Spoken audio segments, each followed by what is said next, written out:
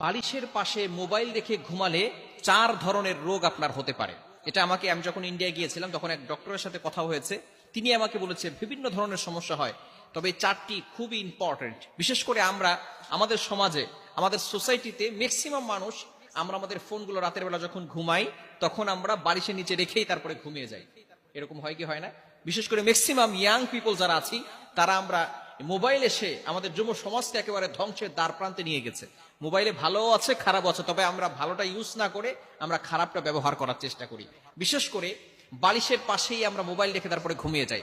আবার কিছু কিছু মানুষের ঘরে এমন ভাবে সেটিং করা আছে, একেবারে ঘরের পাশে খাটের পাশেই তার চার্জারের জন্য ব্যবস্থা করা আছে।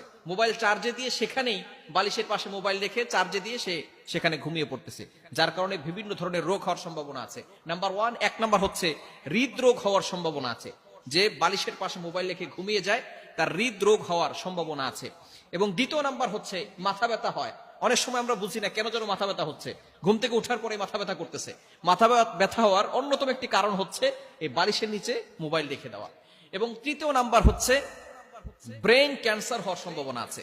মানুষের ইন্টেলেকচুয়াল পাওয়ার, মেধা শক্তি দুর্বল হয়ে যায়। শুধু তাই নয়, ব্রেন ক্যান্সার হওয়ার একটা প্রবল সম্ভাবনা তার হয়ে যায় যদি বালিশের নিচে মোবাইল রেখে ঘুমায়। এজন্য অবশ্যই আমরা এই বিষয়গুলো থেকে দূরে থাকার চেষ্টা করব। এবং 4 নাম্বার হচ্ছে হার্টের সমস্যা হওয়ার সম্ভাবনা আছে। এই 4 ধরনের ক্ষতি হবে যদি বালিশের পাশে আপনি মোবাইল রেখে ঘুমান। এই মোবাইল থেকে আমাদেরকে দূরে সরে আসতে হবে, মোবাইলটাকে মুসলমান বানাতে হবে। আমরা মোবাইলের ভিতরে শুধু অশ্লীল ভিডিও দেখি, যারা ফেসবুক ইউজ করি মোবাইলের ভিতরে শুধু বাজে ভিডিও, বাজে লিঙ্ক, এটা আমরা বন্ধুদের সাথে শেয়ার করে থাকি। খবরদার এটা করবেন না। একদিন আপনি থাকবেন না, কিন্তু আপনার ফেসবুক ঠিকই থাকবে। ফেসবুকে আপনি যে মিথ্যা পোস্ট করেছিলেন সেটা ঠিকই থাকবে।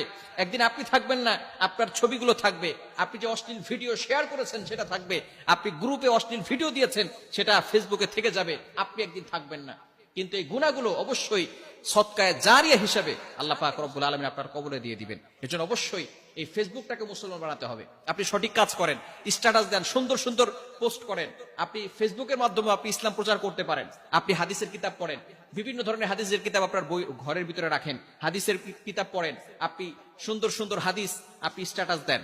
বিশেষ করে আপনার ফ্রেন্ড লিস্টে যারা থাকবে তারা সেখান থেকে হাদিস পড়ে, কোন একটা হাদিস তার হেদায়েতের কারণ হয়ে যেতে পারে। সে যদি ভালো হয়ে যায়, সে যত ভালো কাজ করবে তারপর থেকে আল্লাহ পাক রব্বুল আলামিন একটা সওয়াবের পার্সেন্টেজ আপনার আমলনামায় দিয়ে দিবে। এজন্য মোবাইলকে আমরা ধ্বংসের বস্তু না বানিয়ে সেখানে আমরা মোবাইলের মাধ্যমে, ইন্টারনেটের মাধ্যমে আমরা হালাল ভাবে ইসলামটাকে প্রচার করার চেষ্টা করব। হারাম কোনো কাজ না করে সঠিকভাবে দিনটাকে প্রচার করার চেষ্টা করব। তাহলে আল্লাহ পাক রব্বুল আলামিন আমাদেরকেও সওয়াবের ভাগীদার করবেন। আল্লাহ তাআলা আমাদের সকলকে এই বিষয়টি বুঝার তৌফিক দান করেন।